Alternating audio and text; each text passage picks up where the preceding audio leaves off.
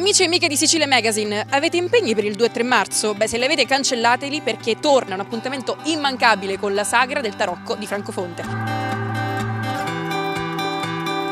Quali saranno le novità di questa 13ª edizione?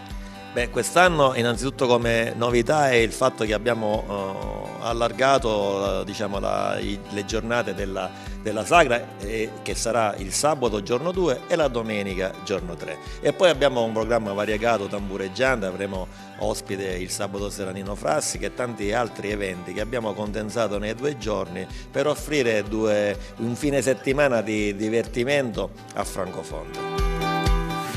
Ricordiamo quali saranno i luoghi di questa sagra quest'anno. Come sempre saranno ospitati in piazza Garibaldi e lungo tutta via Vittorio Emanuele. Ci saranno gli stand agroalimentari, l'artigianato come al solito.